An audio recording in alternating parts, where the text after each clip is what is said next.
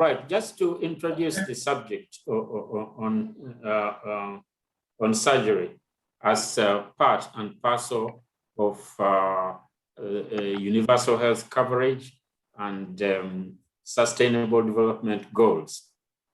It takes me back to the Association of Surgeons of East Africa, which was formed around 1950 something, late 50s, or early 50s actually.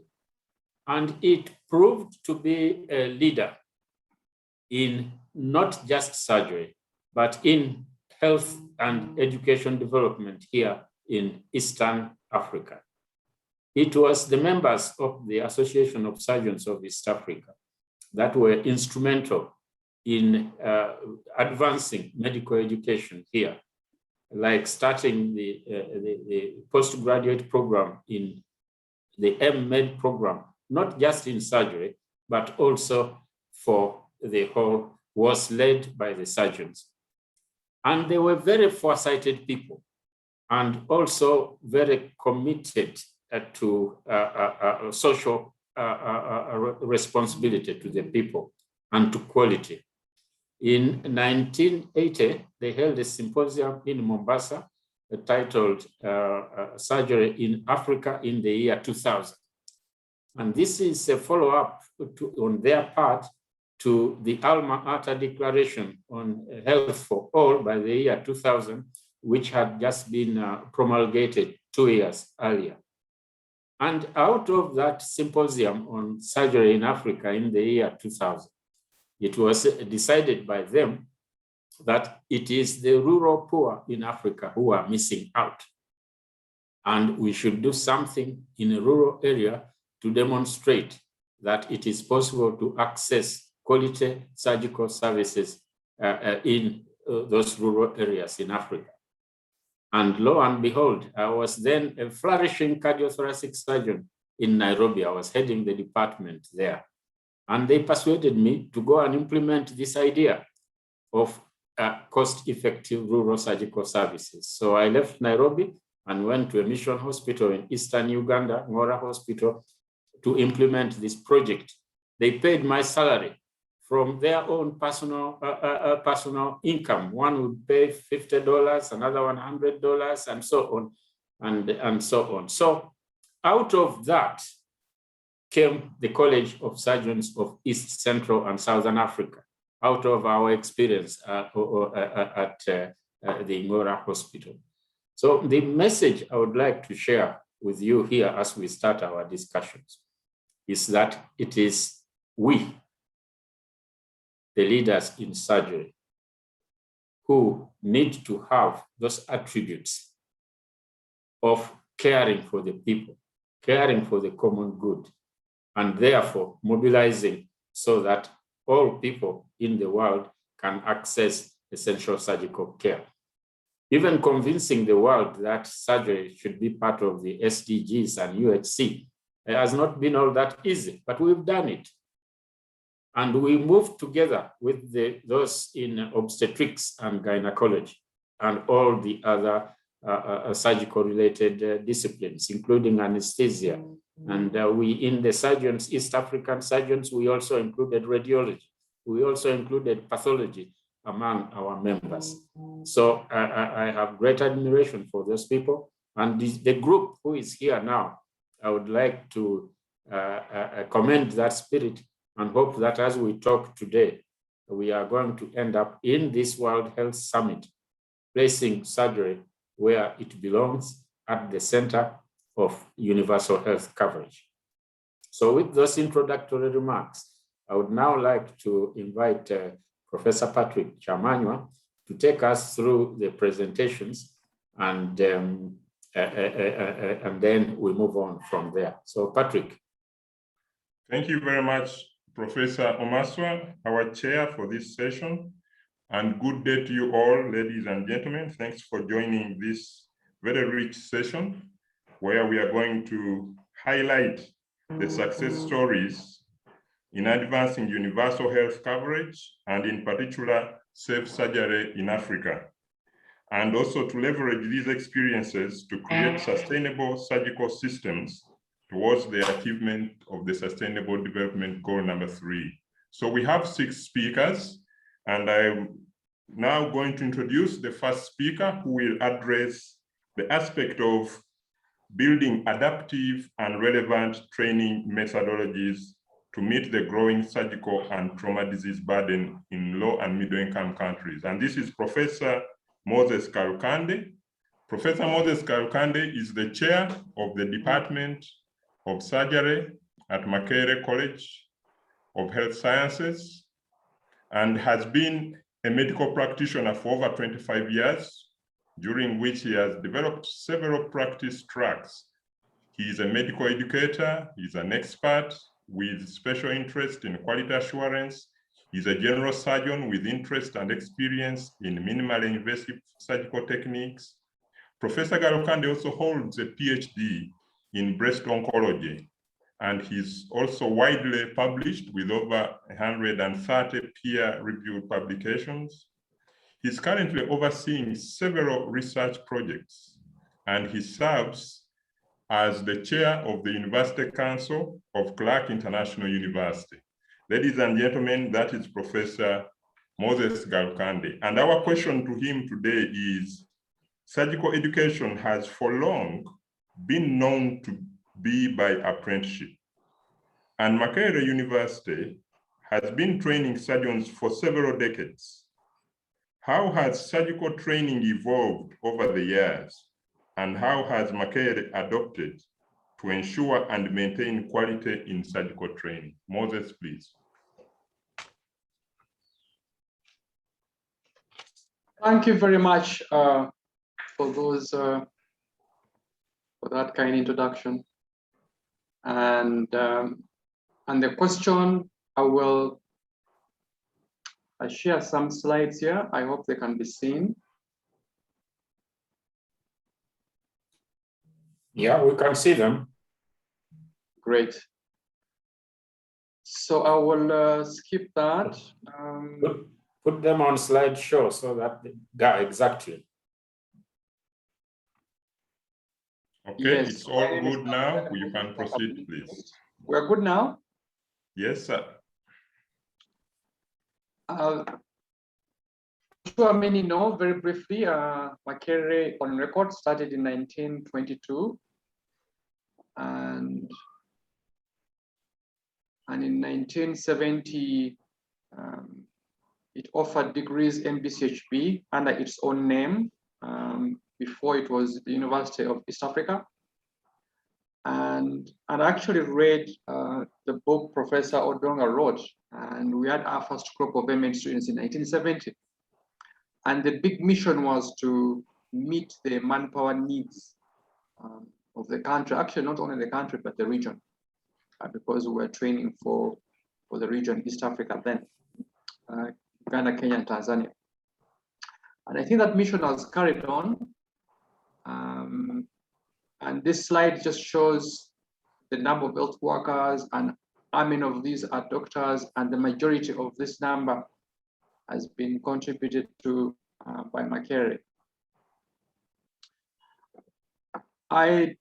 Because the subject is surgery, I looked up to see where we're at in terms of service delivery, and this is a caseload from a couple of studies, and doing over 80,000 procedures. It's about 10 years ago. The number hasn't changed very much, which gives us 241 cases per 100,000 per year.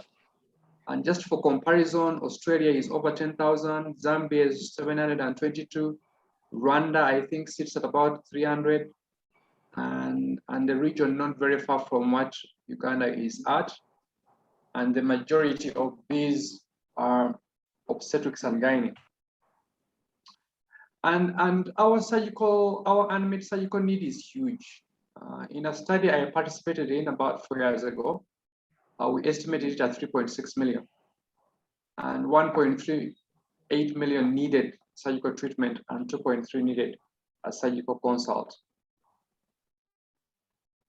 I just done a survey as well to see, as much as my career has done very, very good work, training, and I share this table to just show you on the left-hand side, selected subspecialties, how many of these people we have. These are specialists in those areas, orthopedics and so on, after general surgery. And that's the number we know we have right now. The next column is the output, that's the training, and the trainers, mostly Makerere, but now we have Mbara University as well, KIU, Uganda Matters of COSI, and of course COSECSA. And I'm sure Jen will speak to this at some point. This is again, we have another column there on the right, that's the estimated need. And this is a number from the leaders in the field. This is a number they think that if we had, we will be almost fine. And you could see the gap there. There is a gap 2 to 8-fold. Now, to achieve what is in blue on that column, a number of things have happened, and also as we move towards what you see in red, a number of things have happened, and this slide speaks to successful experiences. We've had collaborations in the region and internationally, and that can be all day speaking about that. We've sustained and grown training programs from the one I've indicated in the 1970s, where there were a few disciplines, 3, now to tens of them. We've sustained the MA training model, which incorporates research, a critical component for advancing any discipline. And we have a renewed interest in PhD studies. At the moment, we have 7 in the department, and that's catching on in other institutions as well. Research is on the, we have a new zeal there. We're tapping into the available resources of also linking in with the collaborations. Lots of work is into doing a surgical biobank and many other things, minimal invasive surgery, critical care, and some other exciting bits like stem cell therapy.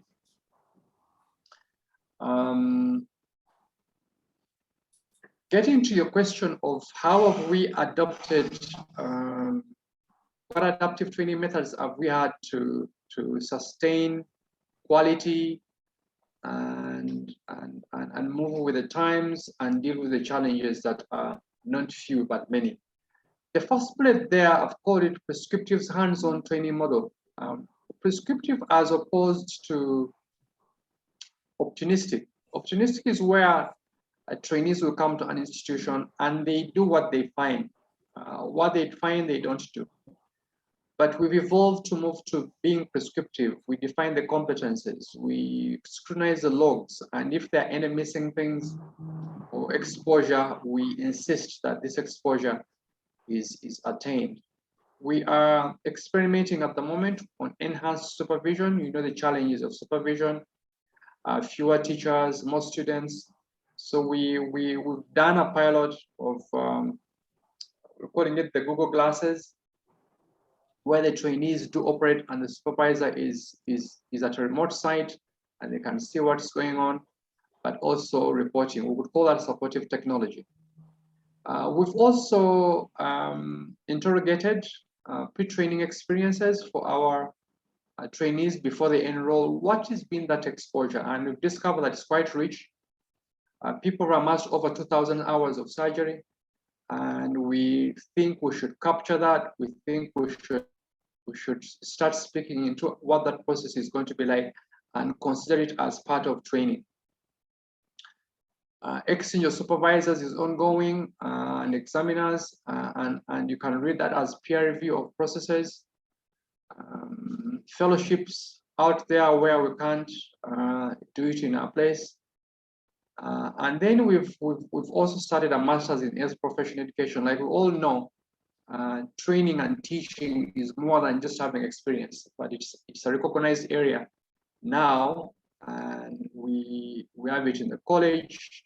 It is open to all professionals in the region, and we're having good enrollment there. And maybe my last slide, how do we advance safe access to surgical care? I think those are the 4 points I could say. We need to do a lot of work on the health workforce, like you all know the numbers in that slide where I showed what we have and what the gap is. Increase those numbers, work on retention, work on incentives. How about the infrastructure? When I spoke to neurosurgeons, they say, well, we can post a neurosurgeon out there, but then they need equipment, they need CT scans, they need space, and all that, and definitely funding. So the push for have surgery as an integral part of the minimum package is critical.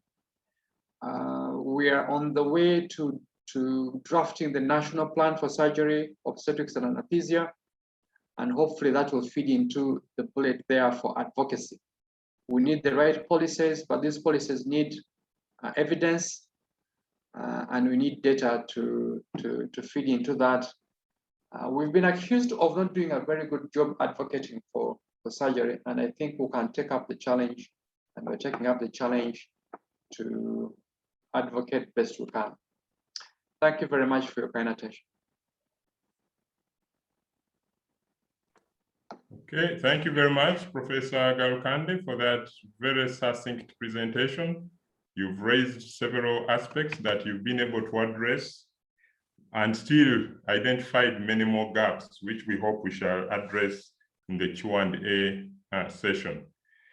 Our next presenter, ladies and gentlemen, is Professor Emiola Oluwabuni Olapade Olaopa. He is going to give us a West African flavor of what Professor Galukande has given us from the Ugandan perspective. Professor Emiola is Professor of Surgery at the University of Ibadan, which is also his alma mater. He's a man of many trades with interests in surgery, urology, molecular biology, medical education, health systems research and development, etc.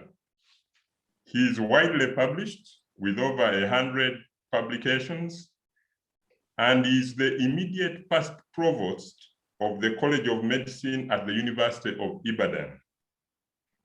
He has been advisor on health professionals training to the WHO, to the US, Norway, and several African countries, and is a member of several councils, including the West African College of Surgeons and the Société Internationale de Urologie, and is also a fellow of the Nigerian Academy of Science, Medicine, and Medical Specialties. He's going to talk to us about a similar aspect of training. And we now welcome him. Professor, please. The question today for you is, the majority of universities in Africa have independent training programs, with their surgical trainees attending all of their education in the parent institution. To what extent can inter-university partnerships promote universal standards in surgical education, and how feasible is a single African surgical practicing license? Professor, you are welcome. Thank you very much, and thank you for the kind introduction. Let me say that I'm going to say some things that are similar to what the earlier speaker has spoken about, and I'm going to try and answer the question in a way that would ensure that we all see what the problem is on ground practically. First of all, I think this is a very good session because it allows us to have a sunrise looking at surgical care. Normally, surgical care is left out in all this World Health Summit as a focus. I bring you greetings from Ibadan, which is a nice, sleepy, ancient town, and the university, which is the first in West Africa, and from my College of Medicine and the University College Hospital. We have a rather large faculty and set of residents, which are drawn from all over Nigeria. And indeed, we have residents coming in from West and Central Africa. Our medical school is the oldest, and this is at the heart of the question that has been asked. Because in West Africa, since we are the oldest, we've helped in capacity building across West Africa. We've initiated postgraduate medical teaching in West Africa. We're the home of the West African College of Surgeons and the Association of Medical Schools in Africa. And we've developed the templates that most medical schools in Nigeria in particular, but beyond, have used. It's important that we realize when we talk about Africa that Africa is a large continent. It's not a country. And the slide I shows you can fit in so many of the large countries into Africa conveniently: United States, China, India, and most of Western Europe, and definitely the UK. So when we talk about trying to have a unified surgical training curriculum, you can see the difficulty straight away. Not only that, we need to consider the realities of surgical practice in Sub-Saharan Africa in particular. This is a combination of paradoxes of disease characteristics, population characteristics. The patients are all different. The infrastructure is varied. The health systems, when you look at the hospitals, expenditure and policies, and the colonial background are all different. And the role of the colonial countries continues to be important because they're there as funders, partners, and regulators. So in reality, the paradox that we're trying to address is very much on ground with us. There are variations in systems, there are differences in the training curriculum. We continue to struggle with the limited number of surgical specialties, and those that are available are maldistributed. The teaching facilities, we all know, are far from what is required. And most importantly, funding is dire. The capacity for postgraduate research remains weak. And this means that we do not have a lot of homegrown data on which we can base our decisions. And now, most importantly, is our increasing difficulty in retaining the doctors we train. When you add to that the challenges that are going on now across the continent with overpopulation, changes in disease patterns, the effects of environmental change, the effect of increasing conflict from terrorism and ethnic wars with internal displacement and migration, all changing not only the disease epidemiology, but causing insecurity and increasing the brain drain, the lack of policies to address this, and the increasing poverty. You can see immediately that each country has a problem in trying to maintain what would be a universal standard. It is therefore not surprising that the various teaching hospitals have their own curricula because they now have to contend with these various changes in epidemiology, in the number of patients and students they have, the increasing cost of surgical care, and importantly, the increasing prominence of mostly unregulated alternate health providers. All these are the consequences of the various paradoxes I described before, which have led to the differences in training curricula and the perpetuation of the same in trying to provide surgical care. Indeed, I think the question that should be asked is that, is it possible to have a universal training curriculum? And I say no. And I'll show you some evidence of that from what we are doing in Ibadan.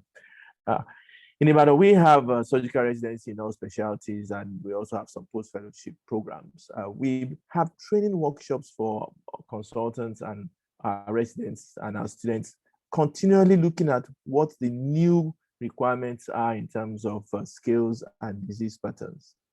We continue to focus on research, numerous research projects. We've introduced dissertations into fellowship diplomas to try and ensure that our residents have an understanding of what is going on in the environment, not just from the practice perspective, but also from the scientific side.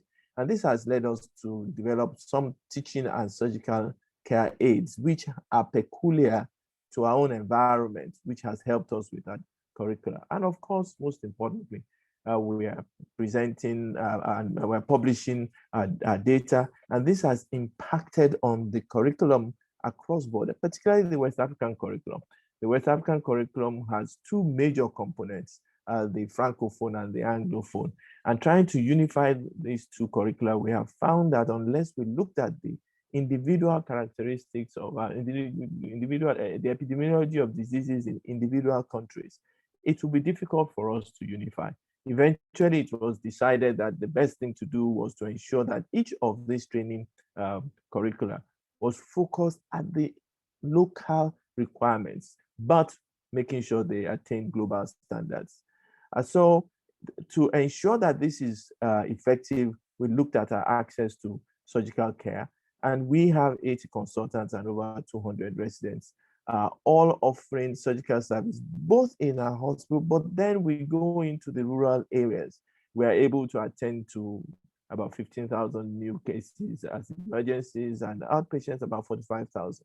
But we have 4 rural medical centers and regular outreach programs to which we draw from in terms of what is going on in the rural area. However, I must say that Ibadan is blessed by the fact that we have input from other teaching hospitals coming in to discuss with us, and that enables us to unify our curricula as we go along. AMSA has played some role in this because despite its initial problems, it has eventually come back to realize its importance, and where it has contributed importantly has been its publication in 2016 of the minimum requirements for professional capabilities across sub-Saharan Africa as a template for each medical school and each postgraduate college to use as a guide to develop their local standards, while their local relevance, whilst ensuring that they maintain global standards. That, we believe, is the way in which we can go forth, because definitely we are seeing different things across the West African sub-region, but the standards that are required are the same. The challenges that we face are the same. I think I will end there and let the questions draw things forward. Thank you for listening. Thank you very much, Professor Emiola. Certainly, these are very important issues that you are raising that call for a well-contextualized training. But I'm happy to say that it's good you have ended with the need for standardization. Certain standards have to be upheld. Thank you very much for your presentation. Ladies and gentlemen, our next presenter is going to talk to us about the need to integrate essential and emergency surgical care into national and continental healthcare strategies. And this is none other than Dr. Charles Olaro, who is a senior consultant surgeon and the current director of health services in charge of curative services at the Ministry of Health in Uganda. Before this, Dr. Olaro was the director of clinical services at the same ministry and has served in several other strategic leadership positions in the health sector. He is a specialist surgeon, but has also gone on to have a master's training in health services management and in business administration. Welcome, Dr. Olaro. Our question to you today is, among the specific targets of the Sustainable Development Goal number 3 is the achievement of universal health coverage. This also entails ensuring universal access to safe surgery. As a strategic leader in government, the government of Uganda, what strategies are being put in place to ensure the achievement of universal access to safe surgery by the year 2030? Dr. Olaro, you're welcome.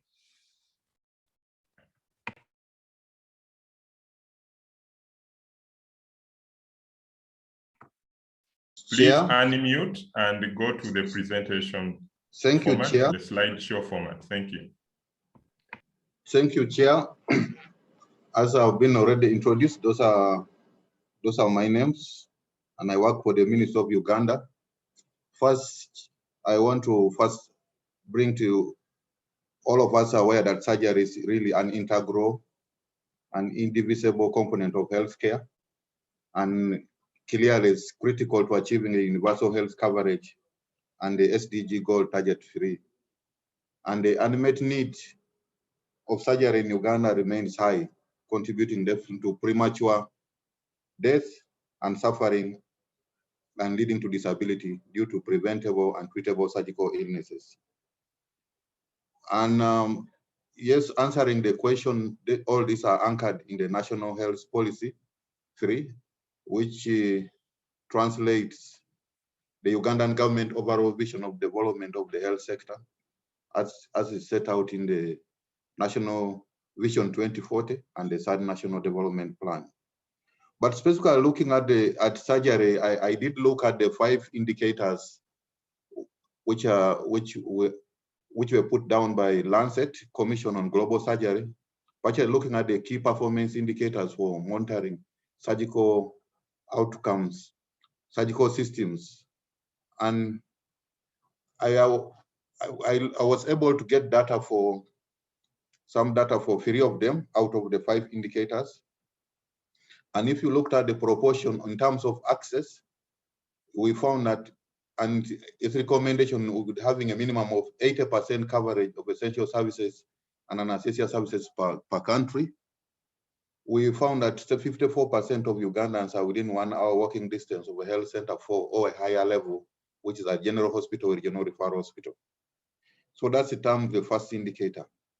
In terms of the specialist surgical workforce density, the recommended is to have 20 surgical anesthesia and obstetric physicians per 1,000 population. In our case, we have a total, looking at the 2019, it indicated that we have only 696 specialists, which gives a ratio of about 1.57 per every 100,000 population, which is really quite low for you to be able to provide. So whereas you have access in terms of infrastructure, but you are probably not going to be able to get it. In terms of number of surgical procedures done, again, it's estimated that you should be able to have 5,000 procedures per 100,000 populations. When we looked at ours, it means that we have about 100,000 surgeries per 1,056 surgeries per population of 1,000, which represents only about 20%. And that's where a fact comes that we have about 80% of people with unmet need for surgery in the country. We try to do a spatial distribution of surgery performed in the country. And as you can see, the dark blue, the dark green indicates those where they are able to perform between 4,000 and 8,000. And when we mapped it, you find that most of this where there is high surgery across the country is either distributed around the national hospitals, regional referral hospitals, followed by the general hospitals. And yet you find that at all in the country, you found that the hospitals are distributed. So you find that there are some areas where inequitably there's low surgery being provided at less than 10 to 100 cases per 100,000 population. Again, this just really try to, as we are talking of surgery, I try to extract only facilities which are providing surgery, and that's from the health center 4 upwards. And also I looked at their distribution across the country, because this definitely has got equity issues. And you can be able to see that there are areas which we need to mark. If you reflect back on the national national policy, it states that for every 2 million people, there should be a regional referral hospital. Currently, we have 20. And the 20, I must say here, for people to know that we have equated all facilities in the country, both government and private, not for profit and private, into different levels. So you'll find that the 16 of them are government and 4 of them are private, not for profit. Then we are creating in highway hospitals, which are slightly going to be much more higher level than the general hospitals. And as such, that's what that table intends to mean. At the same aspect, definitely for you to be able to deliver surgery in the context of COVID, as a country, we are also monitoring what's the impact of COVID for us to be able to deliver surgery. And this figure is just to represent the number of surgical cases performed partially in 2020. And you see that the numbers dropped in March. And there was also a drop in November and December, probably because of the increase, the spike in the number of COVID cases. So definitely COVID does affect already a bad situation, and you will be able to see that there's a reduction in the number of surgery cases. That's in terms of cesarean birth, and we find that this was less affected, despite the trend sometimes even increasing. So it's not affected much. So these are the numbers. You can have a look at them. So what are the next steps, Chair, as I come to the end? The Ministry of Health definitely has a resource strategic and training plan, 2020 to 2030. And in addition to that, I'm happy that now we have approved the training of fellowship. And we think that this would be one method for us to be able to increase the number of specialists. We have also developed an urgent measure to increase the surgery, obstetric, and anesthesia workforce to address the health force needs. And we are working with the Ministry of Education to move some of the scholarships on some of the courses, either certificate or degree, to graduate courses, so that we can be able to have. The other aspect is that if we fill the vacant post, filling the vacant post would move the SOA number to about 3 per 100 population. We are also expanding the structure, and we think that we should be able to have the structure up to the general hospitals, and we have expanded it. I hope it gets approved by the public service. And we think that we definitely need to have a supportive environment. We need a referral system. We need a good blood system, because definitely surgery goes with safe blood. It's key important. And we think that as a country, we need to develop a national surgery and anesthesia and obstetric policy, which will guide, so that this is really will be like give a hallmark of what the country does. In conclusion, we need to increase training and retention of specialists. We need to fill the gaps. We need to equip. We need to staff. And definitely we need to provide enabling environment for surgery, anesthesia, obstetrics in the country. Thank you, Chair.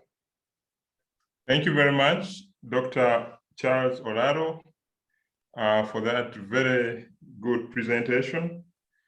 As you've noted, there is a 10-year strategic plan, 2020-2030, which is having a systematic approach to the different facets required. So I look forward to further discussions in the Q&A session on this. One of the things you've raised is the need for collaborations and also the need to address the unmet needs. And to talk to us about the impact of existing global surgery initiatives, especially on the African continent, is our next speaker, Dr. Scott Kolo from Harvard Medical School. Dr. Scott, good morning. I know we've had to wake you up very early in the morning to be part of this, and we appreciate it greatly. Dr. Scott Kolo is faculty at the program in Global Surgery and Social Change at Harvard Medical School. He previously served as Chief Medical Officer for Interplast, which is now called Research International. He has worked to facilitate surgical development and capacity building across the world, in South Asia, Central and South Africa, America, Sub-Saharan Africa, and in the islands. He has also worked in practice and hospital administration, and as a plastic surgeon and general surgeon by training, his research interests are in the assessment and facilitation of surgical care delivery in low and middle income settings. And he also goes on to do the economic evaluation of healthcare delivery. His major role at the social change program is in facilitating national surgical obstetric and anesthesia plans, the NSOPs, particularly in the SADC region. Ladies and gentlemen, that is our next speaker. And the question to Dr. Scott now is that the Harvard Medical School program for global surgery and social change has been a key leader in promoting the agenda of universal access to safe surgery and has produced and published extensively on global surgery. What role do international partners play in implementing and attaining the goal of universal access to safe surgery? And how do they best work to support existing frameworks? Dr. Scott, please.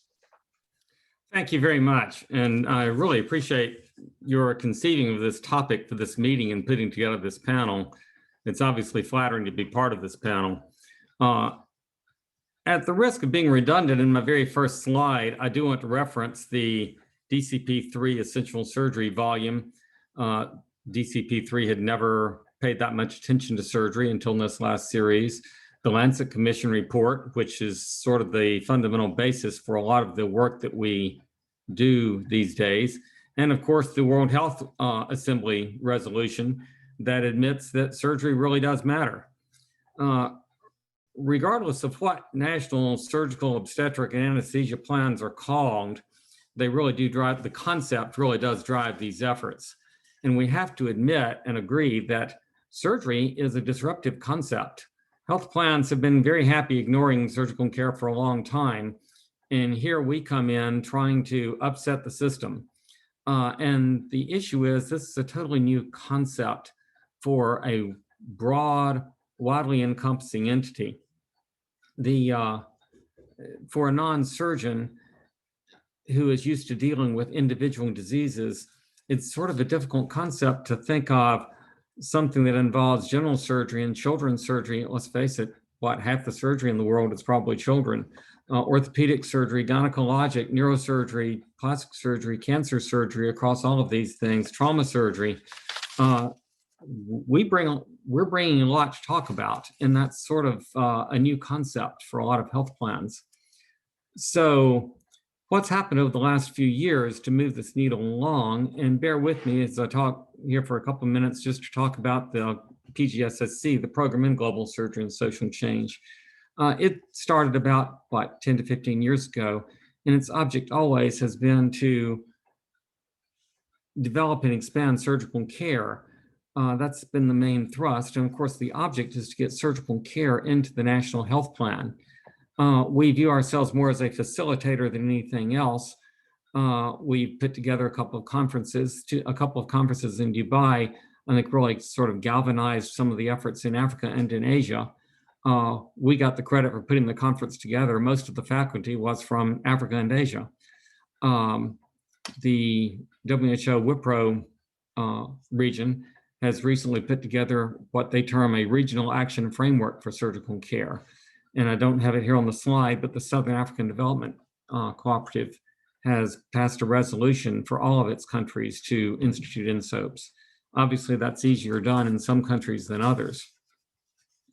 And before I move on further, let me just point out that this sort of how to do it manual is freely available online. And I say how to do it actually for anyone, especially I was very impressed with Dr. Olero's numbers a while ago with all the work that he obviously has done looking at surgical resources there. There's a whole lot more to it than can just be put into a manual. But this is a very nice document. And again, it's free online for anyone. But let's get back to what we're really doing here. I think that one of the main roles that can be played in surgical care development is in research. It is the research that enables us to know what's really needed and what the effects are of our work, how we can do things better, how we can make things better. But this also includes assistance in developing research techniques, helping to enable the background work to be done in the countries where it is being done. And that is one thing we at the PGSC have tried to do in the last few years, is help facilitate research techniques and the ability to do that, so that high level research comes out of the countries as they develop their INSOAPs. Moving along, I know we're sort of pressed for time. I think Zambia may have been the first country to seize the initiative of INSOAPs and is now evaluating its own INSOAPs and what modifications need to be done as it renews its 5-year plan. Their current plan expires in 2021, and they're working on improving it for the next 5 years. Tanzania, Nigeria, and Ethiopia were right there with them. We could talk more about Pakistan and the Western Pacific region and others, but we'll move on. I will say that it is very important for each individual country to be very aware of its own context. And Pakistan's an example there. It was evident very early there that a national plan perhaps was not as doable as provincial plans. So they put more effort into the provinces. I think that anytime we talk about INSOAPs and start showing maps, that we're showing things that are out of date. And this map is also out of date. But the point is that a fair number of countries have seized this initiative and moved forward with it.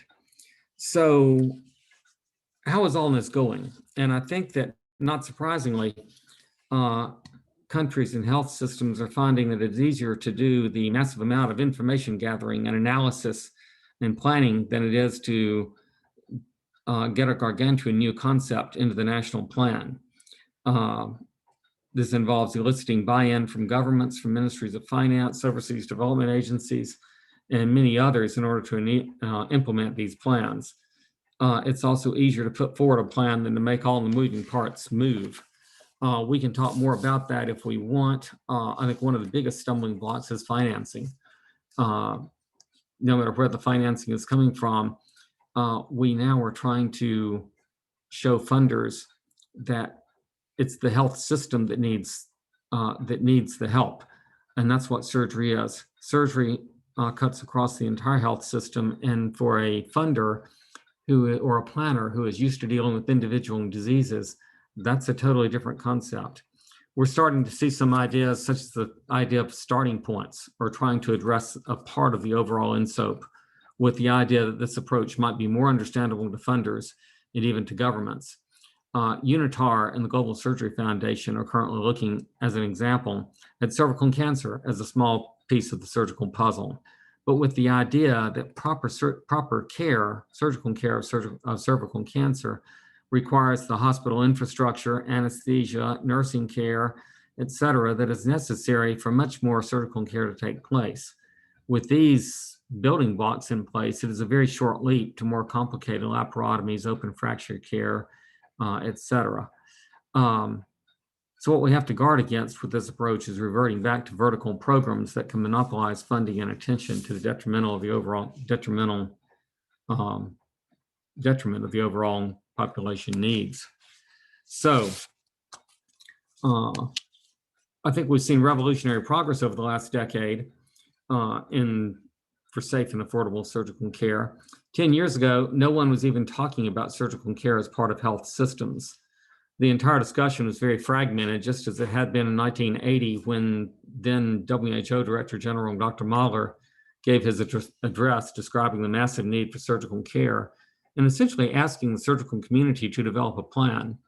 And perhaps more than anything else over the past few years, we've seen a near complete change in thought process.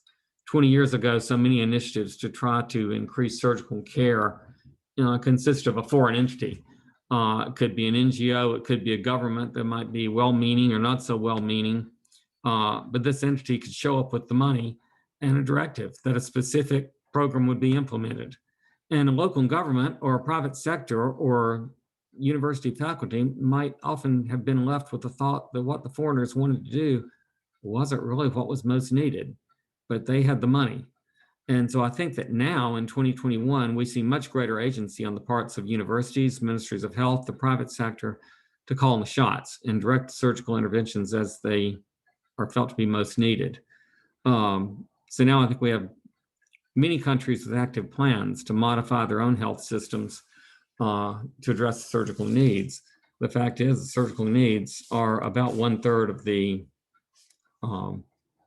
issues that need to be addressed. Thank you.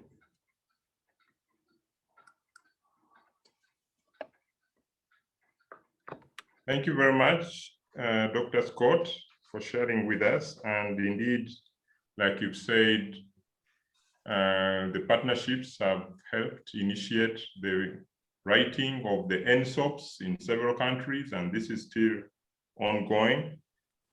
But more still, you've mentioned the role of advocacy, resource mobilization, and also the support to research and research capacity to support policy. Part of the issues that have been raised by all the speakers, including Dr. Scott, have been the need for training. And not only universities are involved, but also civil society organizations and professional organizations and associations, like the surgical associations. So our next speaker is going to address the role of civil society organizations and professional associations in advancing the universal access to safe surgery. And to start off on this is none other than Dr. Jane Falal. Dr. Jane Falal is a senior consultant surgeon and the head of the breast and endocrine unit at the Mulago National Referral Hospital. She's a founder fellow of the College of Surgeons of East, Central, and Southern Africa. She's a trainer, an examiner, and presently the vice president of the same college. Dr. Falal is also a honorary lecturer at Makerere College of Health Sciences and at Kampala International University, and has been external examiner across Africa on several surgical programs. Her work has been widely recognized both locally and internationally, and she continues to have a passion for training the next generation of surgeons. Dr. Jane Falal, our question to you today is, several professional organizations and surgical colleges have come out to meet the existing need for surgical care. To a larger extent, the role of these professional associations and colleges in improving surgical practices is not fully understood by regulators and policymakers.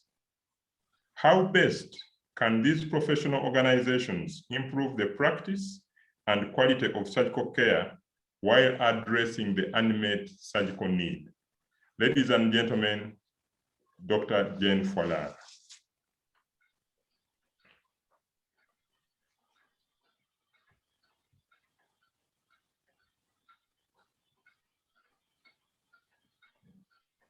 Dr. Falal, are you able to speak? Please unmute.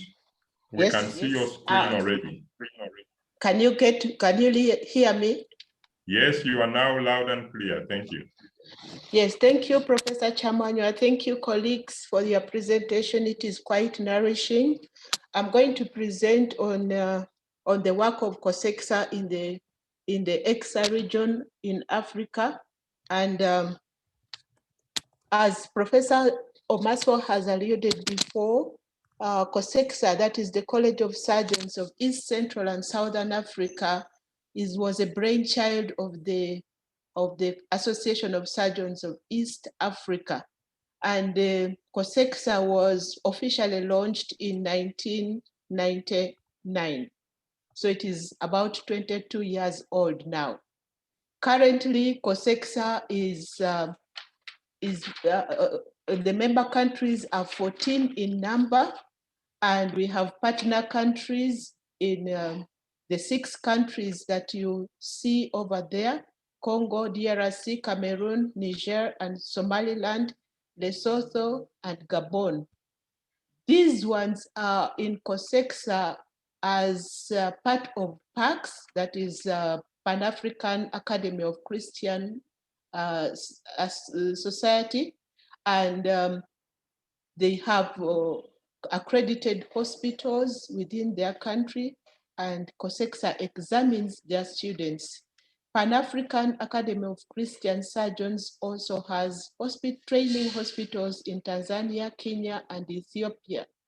And we also have training hospitals in Somaliland.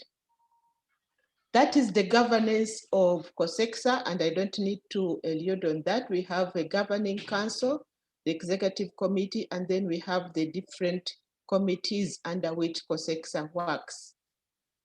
The strategic plan for COSECSA, one is to, in the 5-year strategic plan, is to achieve excellence in training and research and best practice in examinations and assessments. 2 is to give quality surgical care. And the 3rd goal is to build organizational excellence and financial sustainability.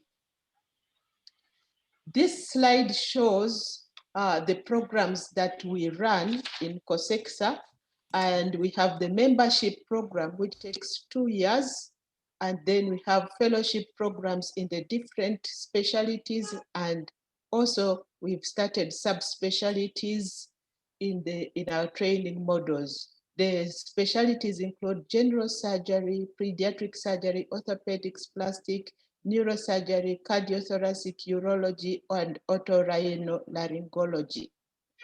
Because of the needs assessment, COSECSA is trying to see whether we can also involve training subspecialties.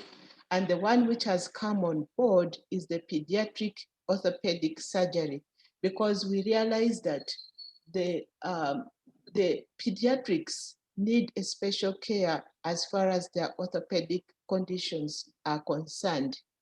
And we hope that in the future, we shall get curriculums ready for breast surgery, because as we move into these countries, we see that there's a problem in managing, especially the breast condition, endocrine curriculum, and hepatobiliary curriculum as the subspecialties.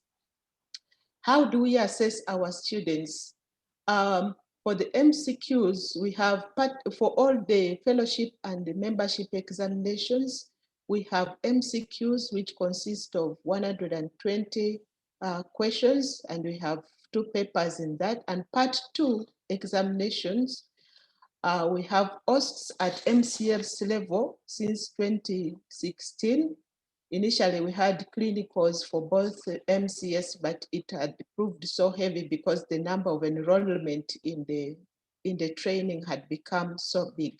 So we have shifted to OSCE since 2016 and structured short and viva questions at MCS level. Then, because of the big numbers and we needed to be consistent in our examination, in 2016, a court of examiners was established. And by 2017, because of still the number of patients needed for these examinations, we started having patient-less examinations. COSECSA also introduced computer-based examination system, and this is because of the recent pandemic, because our students could not travel, but they had to sit examinations. And this was implemented in September last year, and our exams are prepared by international panel of examiners, and and the heads of those panels of specialties. 64% of COSECSA accredited training hospitals are outside the capital city. So we want to be as far from the capital cities as possible, and so that we involve as many of the young doctors in the surgical training as much as possible. COSECSA has 126 accredited hospitals across all the member countries and also the 6 partner countries. Currently, we have over 800 trainees and over 400 accredited trainers. And COSECSA hospitals get accredited every 5 years. So when your hospital is accredited in the next 5 years, it is also re-accredited so that you are still worthy to train the specialists. This slide shows the number of accredited hospitals and active hospitals. I'll come to the reason why we have 1 and 0, like you see in Botswana, they have 1 accredited hospital, but it is not active as yet. Burundi is doing so well. They have 2 accredited hospitals, both are active. Same with Cameroon, DR Congo. But when you look now at Ethiopia, we have 14 accredited hospitals, but only 10 are active. Gabon is doing well.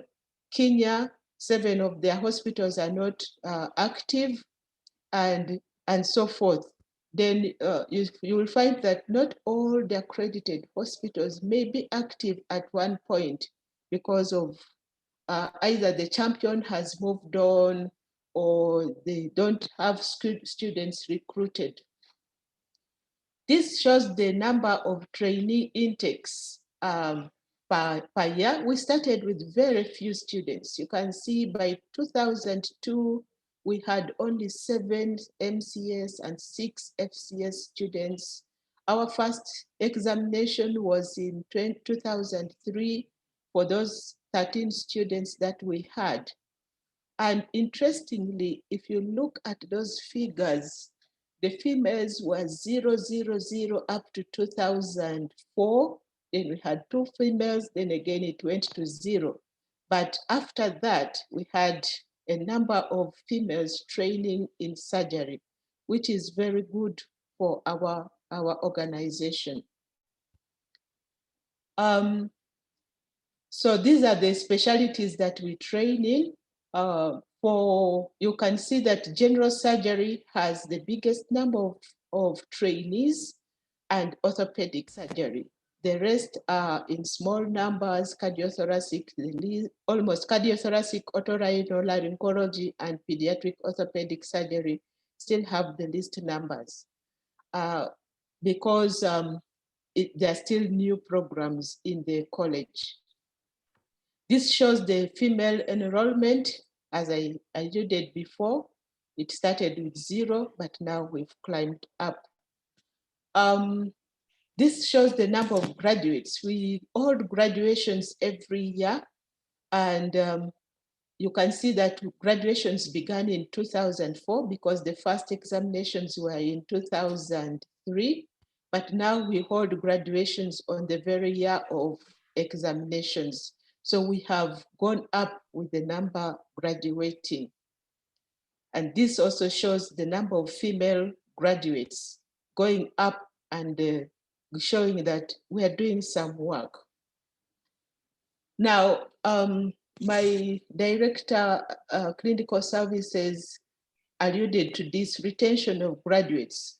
While COSECSA gives high quality local training, we are also proud to say that we retain most of our surgeons within the sub-Saharan region.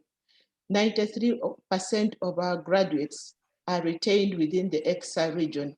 Not that the training is not sellable to other countries out of Africa, but they are good trainees.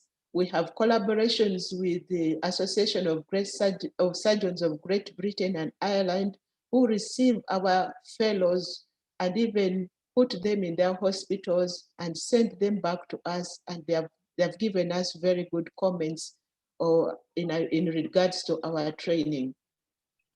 What is COSECSA's strength? We have so many clinical examination volunteers from all the regions. We have well-written MCQs and viva cases. We have visiting faculties from across 126 hospitals to be specific. And then we have the journal where we have volunteers, we have the editor, we have reviewers, and we also publish our papers. We have educational programs, courses that we give to our students, and also basic sciences modules. Currently, we are doing allowing our students to do some research and present in the scientific meetings. Now, this last slide is supposed to answer my question, discuss the role of civil society organizations and professional associations in advancing universal safe access to safe surgery. It has been alluded before, COSECSA started as a SAYA and became College of Surgeons of East, Central, and Southern Africa. Now we are proud to be working in 20 countries in the sub-Saharan region. That is already a big club for the surgeons in the sub-Saharan region. But I will also answer this at international level. We have a lot of collaborating partners. I will start by thanking the Irish Aid, because why I talk about the Irish Aid, because it is the taxpayers' money in Ireland that is helping COSECSA to run all these courses. And it has funded in the collaboration program, funded our activities to date for the last over 10 years. Two, we have American College of Surgeons who sponsor our female graduates. That's why you see the number of female students have risen in the past few years to the numbers we have currently. We have Smile Train and World Federation of Neurosurgeons who are there sponsoring young doctors to train in plastic surgery and neurosurgery. Association of Surgeons of Great Britain and Ireland gives us opportunities for our fellows to travel to UK and have hands-on there. Kids OR has sponsored equipping of our operating theaters, especially the pediatric operating surgical rooms. And this has made teaching of pediatric surgery very enjoyable for our students. Online training is still given by the Irish Aid and RCSI, and sponsored skills training by Canadian Network of International Surgeries and Skills Lab, which were built by them. Then at country level, associations in different countries are voices of COSECSA in the different countries. So they do advocate for more recruiting. I'm allowing you one more minute to conclude. Yes, please. Thank you. They they advocate for training, advocate for accreditation of hospitals. They facilitate the role and support of supervision for all these, for the doctors in the rural hospitals, and also they advocate for recognition of COSECSA training in all these countries. Then finally, at individual levels, the willingness to work and train and transfer skills by all senior colleagues cannot be costed. And I would urge that all senior colleagues at all levels should take pride in training young surgeons. This work is mostly voluntary and no amount of money can pay it. Thank you. Thank you very much, Dr. Falal, for that good presentation, highlighting the operations and successes of COSECSA. You have emphasized the need for collaboration in achieving the health-related sustainable development goals, and of course, all other goals also need partnerships, as we know. But more so, you've emphasized the quality of training by bringing on board several players, some resourced from all over the world, and more so also addressing the surgical need by placing your trainees in the communities, closer to the communities that are usually underserved, that is away from the urban settings. Thank you very much. Certainly, all our speakers have talked about the need for research, the need for collaboration and partnerships. And so our next speaker, who is the last on this panel, before we go into the Q&A, is going to address a similar issue of partnerships, professional associations, and civil society organizations. And this is Dr. Doruk Odgedis. Dr. Doruk trained in medicine and general surgery at the University of California, San Francisco, and pursued pediatrics surgery training at fellowship level at the University of Toronto in Canada. He has been involved in collaborations to strengthen surgery and anesthesia in Uganda for the last 18 years. He is currently an associate professor of surgery at the University of California, San Francisco, and the director of the Center for Health Equity in Surgery and Anesthesia at the same institution. Dr. Doruk, you are welcome. And our question today is quite multi-pronged, but I know you will address all the issues therein. There is a renewed call for evidence-driven policy development, especially in health. However, surgical research on the African continent has largely lagged behind. And sustainability has also been an issue following international partnerships. How best can research capacity be built in Africa? And what role can international partnerships play in enabling this sustainably? Dr. Doruk, you're welcome. Thank you so much for that very kind introduction. It's a great honor to be on this panel with so many colleagues and friends for so many years. And greetings from California. As you mentioned, I've been fortunate to be a part of collaborations in Uganda since about 2002. And as I look at back at this time, some of the challenges remain. And I'll point to this paper from back in 2006 in our early years of collaboration, really stressing recruitment, training, and retention from Professor Galukande, Luboga, and Kijambu.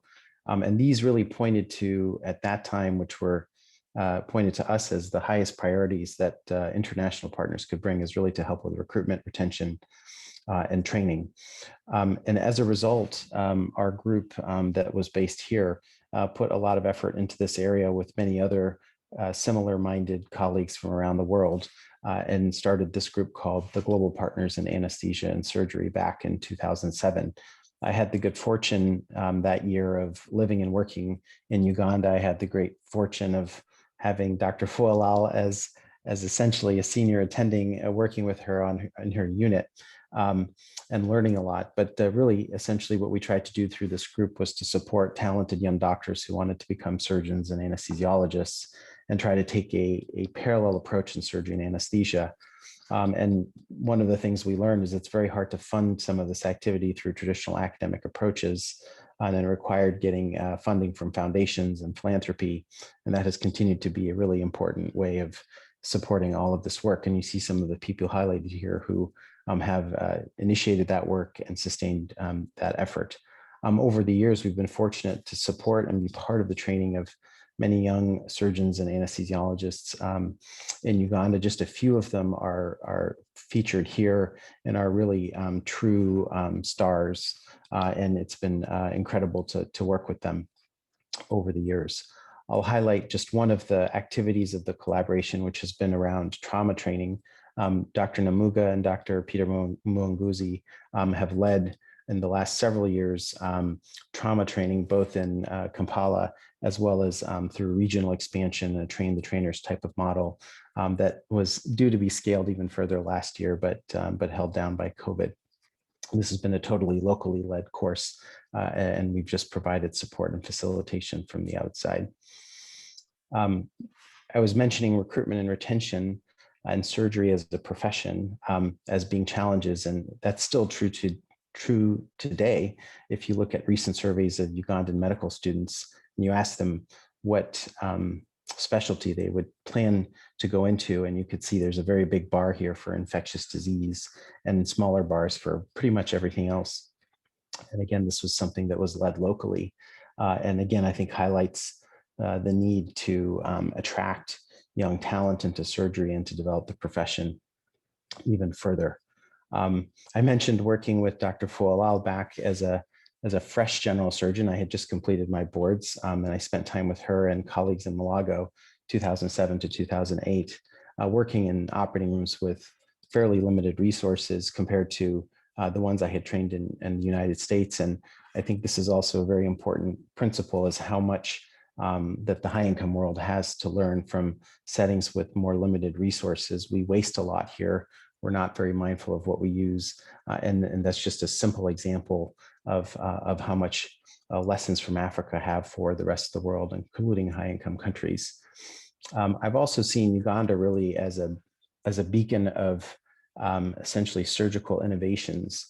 If you start with the treatment of Burkitt's lymphoma, a lot of the initiatives around maternal health and maternal mortality, the treatment of hydrocephalus in children in Mbale at the Cure Hospital, the global clubfoot initiative, which started in Uganda. I'm just naming a few of the many that I know about over the years. And it is just striking to me how much innovation has happened there through partnerships and through very resilient local champions. I'm going to shift a little bit to pediatric surgery. You see Dr. Sekabira here, pictured, my very good friend and colleague for so many years, who runs the pediatric surgery unit. And you could see the challenges in pediatric surgery, again, near and dear to me, since that's what I do. Major deficits in the region, which Dr. Fualal also mentioned. COSECSA, one of the fellowships, is in pediatric surgery, and you can see how small the numbers are across the region. COSECSA has 225 million children in the region, and requires a lot more providers. And so a network of us have helped to support local training programs, such as the ones in Kampala at Malago Hospital and also in Mbarara in Western Uganda. And these are pictures of some of the recent graduates and current fellows who are being supported through that program. And it's been incredible to see these young surgeons progress in their careers and start to lead units. And we have, as I said, in addition to myself, a number of collaborators across the US who have leveraged training opportunities of various sorts at their own institutions to host trainees and to come and teach and to provide support and to engage in collaborative research. And that's the type of approach that has been, that's worked for us. Dr. Fualal showed a similar slide with COSECSA. This is just a slide of some of the different collaborators in pediatric surgery and in children's surgery in Uganda. There are so many. And one of the challenges is coordinating all of that partnership. We hosted a meeting back in 2015 that brought some of these partners together, really at the direction of Dr. Kisa, one of the surgeons on the unit, and another dear friend and collaborator. And that was really essential to make a roadmap that we could all kind of get behind. And it also created a local charity called the Pediatric Surgical Foundation, which was really needed and overdue. Dr. Kikembo, who is pictured here, one of the surgeons on the pediatric surgery unit, started a database back in 2012. Despite being very clinically overstretched, it was really important to collect data. And he initiated this on his own. And together, it's helped us to try to establish the need. For example, discovering that about 3% of the need is probably being met for congenital conditions in the country, and that there's a tremendous potential economic benefit to treating those conditions, and a potential great benefit in decreasing neonatal mortality. Kids OR was mentioned before, but it's a great example of an incredibly dedicated charity to serving children and strengthening surgical capacity in the region. You see David Cunningham and Gareth Wood highlighted here, but the first operating room was in Uganda, and it was shown to be very cost effective and expanding to 120 other African centers over the next decade. And some of you may be aware that towards the end of last year, the Ugandan team separated a conjoint twins independently in the kids OR. And I think it just was an incredible milestone. This could be done locally without any international help. And I'll finish by just talking a little about the Global Initiative for Children's Surgery. This is a group that I'm part of that came together to bring together global surgery and child health. These are areas that hadn't really been brought together, and really to have it be led by colleagues from LMICs. This is a picture from our last meeting a year and a half ago. I don't think many of us have been at meetings like this since then. That was in January of 2020. And one of the things that this group has done is put together guidelines for children's surgical care across the health system, from the community up to the higher level, and basically put together recommendations from many different specialties. This is kind of what one of the tables looks like, just outlining who should be there, what skills should be present, what the infrastructure should be. And many of our LMIC colleagues have used this as a roadmap, and also a way to use to make needs assessments locally. And I think we have to remember too, when we create documents like this or NSOAPs or anything else, really, that we have to, we can't forget the patient and see how they journey through the healthcare system. I've just picked one patient here who we took care of together in Kampala with the team, who had a Wilms tumor that was resected, but how they got from the north all the way down to the Uganda Cancer Institute and got care. We have to keep that journey in mind as we develop systems and protocols. So again, I think we just have to think of surgical care as a population health intervention. I've mentioned anesthesia and perioperative care. We've sometimes operated in silos as surgeons, and we have to think of the whole ecosystem. And I think for sustainability, the key is that locally driven priorities have to be adopted, and a team approach is needed, really, between partners for success. So I'll stop there, and thank you again for the honor of joining this panel. Thank you very much, Dr. Daruk, for your great presentation. I thank you for having sacrificed some hours of your sleep to be able to make this presentation. Thank you very much. You have certainly highlighted the need for partnership in developing especially local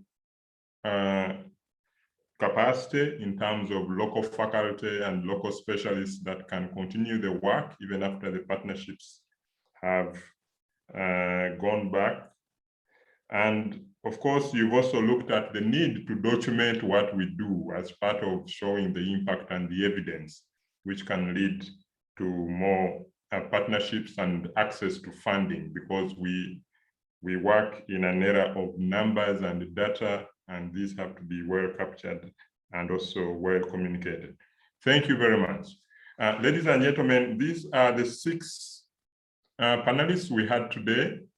We have 20 minutes for a Q&A. There have already been a few questions online, one of which is pending, the others have been answered.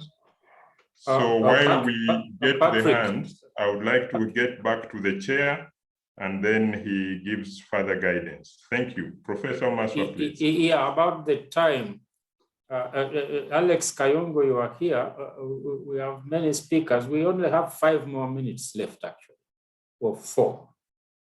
Can we? No, we have 2 hours. When can we, how much more time can we get? Alex, are you there? I have up to 4. because they can cut us off abruptly. It's not there. We have a problem. Chair, we had up to 2 hours, up to But the yes, up to 1600 hours. Oh, sorry. I thought Yes. it was 90 minutes like all the others. So go on, Patrick. Go So on. we could probably ask Professor Galukande to answer the first question, which is directed to him. And this is also Adeline. Adeline, you see her Yes, there? I will invite Adeline after this. Thank you. Okay, Yeah. all right, go on. Sorry. Thank you, Chair, and members for your patience. Professor Galukande, a member has asked, what steps has Makerere University made to include robotics, artificial intelligence, and simulations in the training of surgeons at Makerere? And after that, we shall have Dr. Adeline to give us a flavor from the obstetrics and anesthesia aspects of surgery. Thank you.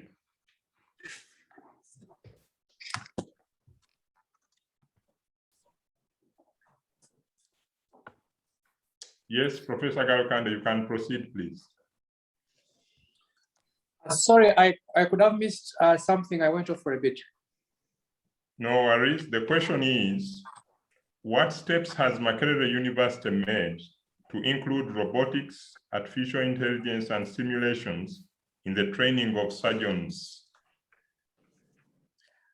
Thank you very much for that question. Robotics, not yet. A number of us have had the opportunity to participate. Actually, I was at Yale at the invitation of Duruk, and I had an opportunity to look, to touch, to feel, to see. It's pretty pricey, and maybe honestly, at the moment, it may not be on our radar for something that would incorporate. Artificial intelligence, of course. There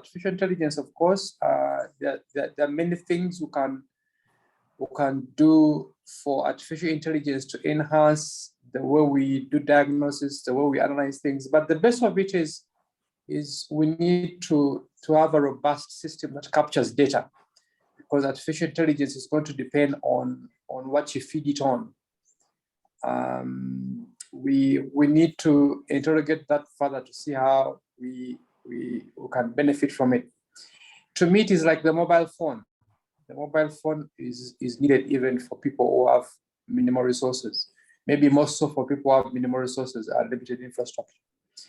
Simulations, yes, we've made advances there, and we're still going on. We have skills labs, we have dummies, we have mannequins, we have apps that we're getting on board, and we need more champions, more funding to do that. Some more. There was also another question about trauma being left out on things, and maybe it's the same answer. We need more champions for trauma. The burden for trauma speaks for itself. The training and visibility is kind of buried into the other disciplines. But Olive knows that we've started work on seeing how to strengthen and tease out maybe trauma from all the things it's buried in. I mean, up to now, we don't have any place that recognizes itself as a trauma care center or and at different levels, like, you know. Thank you very much. Thank you very much, Professor Galukande. Now, as you know, surgery is not complete without discussing anesthesia and obstetrics. And to give us this perspective is Dr. Adeline Boateng. Dr. Adeline Boateng is an associate professor of obstetrics and gynecology at Harvard Medical School and associate faculty at the Center for Global Health at the Mass General Hospital, as well as faculty at the Harvard Medical School Program for Global Surgery and Social Change, as we've seen from Dr. Scott. She she found it necessary to volunteer to us to give us this flavor from the anesthesia and obstetrics aspect, which appeared to have been underserved. Again, we thank her for waking up early, and I invite her now to give us this presentation in just 3 minutes. Thank you. Thank you so much. I hope everybody can Dr. hear me. Adeline, Okay? kindly unmute. Thank you. Yeah. Yes, and for giving me a few minutes to give some comments. And actually, so I have 3 comments. The last 2 are really comment questions, which I hope will stimulate some additional discussion from all the distinguished panelists on here. I've learned a lot from hearing from all the panelists. So the first comment that I have is really to just highlight the importance of considering when we talk about surgery, to consider all aspects of this. And I think some of the other speakers highlighted the need to think about obstetrics. I think our very first speaker actually showed that when we think about surgical procedures that are performed, the majority of them are actually women's health. I think it was 70% that was mentioned on that slide. And that is something that is replicated worldwide, whether we're talking both about low middle income countries or high income countries. The cesarean delivery, for example, is the most common procedure performed in women, and actually one of the most common procedures performed overall. Hysterectomies as a gynecological procedure are the most common non-obstetric procedure performed in women. So I think as we think about developing surgical systems, it's really important to consider these aspects of women's health, which oftentimes can go unrecognized or deprioritized, particularly when it comes to surgery. I think actually Dr. Korlu mentioned the importance about how we've changed our frame of thinking and how that really matters in what we drive forward and the funding. And I think global surgery as a concept is very different from other infectious diseases where the goal has been eradication or removing this. And perhaps pregnancy is a key example of how it's essentially different, because for our species to persist, we're never going to eradicate pregnancy. It's something that is always going to be a part of our lives. And many surgical conditions are always going to be part of the need for a health system. And this is different from conditions like smallpox, which you could eradicate and no longer need the services for, or maybe what we're trying to do with HIV and AIDS, and certainly what we're trying to do with the COVID-19 pandemic. This is certainly not the case for surgical systems. And so I think that really makes an important difference in how we think about creating these health systems, because it's something that is going to be integral and needs to be sustainable and have longevity for our entire species. And then you think about obstetrics, I think that really highlights that. And if we use that as sort of a crystallis about which to think about surgical systems, I think it can really help inform that decision-making. I'll just use my last couple of minutes to make a couple other comments, and which are also questions for the 1 minute, panelists. yes, that it is. Yes. So my question is just related to this idea of how to increase access to specialty and subspecialty training. I think we heard a lot from some of the giant institutions in sub-Saharan Africa, like Makerere and the University of Ibadan, where we already have a lot of knowledge on the continent. And I'm just wondering, I think organically they have grown to be some hubs for regional training. And I'm wondering if some of our professional organizations like the West African College and COSECSA could help leverage these to be more deliberate into regional subspecialty hubs, which could perhaps enhance our ability for subspecialty training. And then my last question is about innovation and how we can drive that forward. A lot of the speakers pointed to the gaps that persist. And I think in order to move forward, we have to think about how to work smarter and not necessarily harder. So I'm wondering how we can incorporate public-private partnerships and drive innovation into improving our surgical systems. Thank you so much. Thank you very much, Dr. Adeline, for that highlight. You raised several questions. I will take your first question and add it to yet another and direct these to Dr. Falal. Dr. Falal, the last question was about how we can get regional training hubs, leveraging the training. And the second question is, what is the future of the Master of Medicine in Surgery training, especially in the region, considering the exponential growth of COSECSA programs and their global recognition? Dr. Falal, please. Hello, thank you. Those are interesting questions. How Yeah, can you we have get 1 minute to answer them yes, before we take the next regional hubs. Yes, we are trying to get centers of excellence for training and also for examination.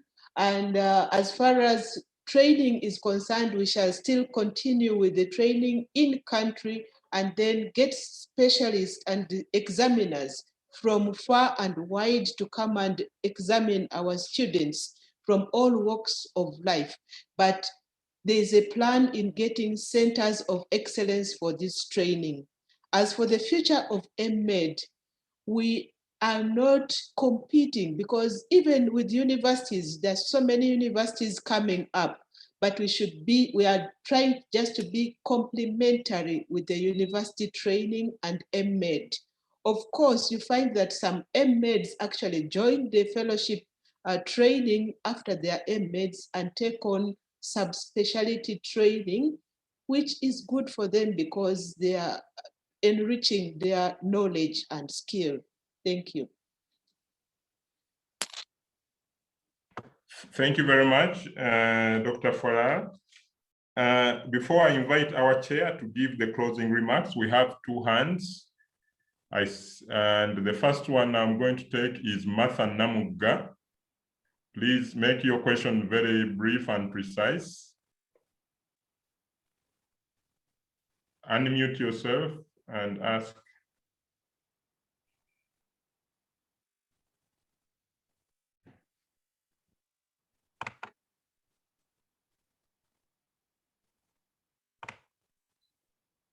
Okay, I think we are not able to get the people to ask their questions already, but I will move on quickly to a question directed to Professor Emiola.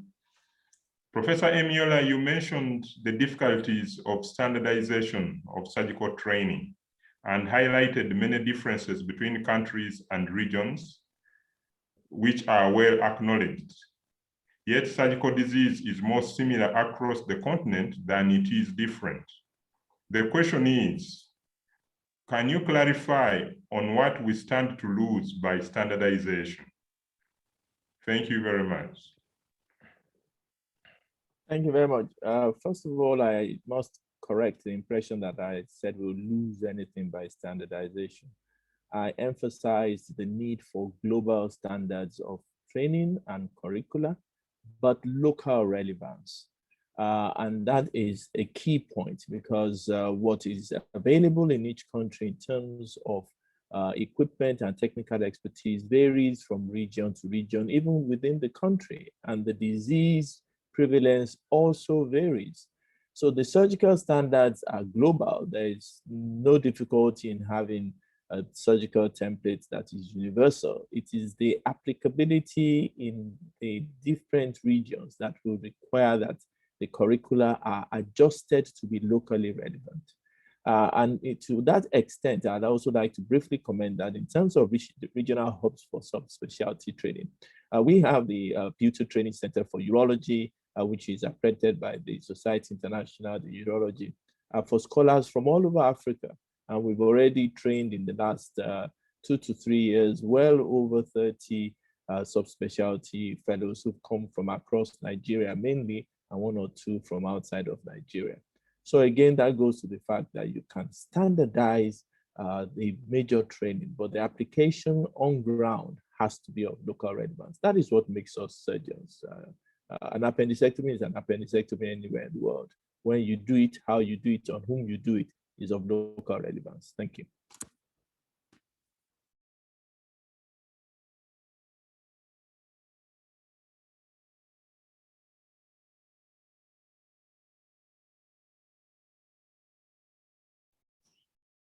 Patrick seems to have dropped off, our chair, but I think also he was just about to call me to make concluding remarks.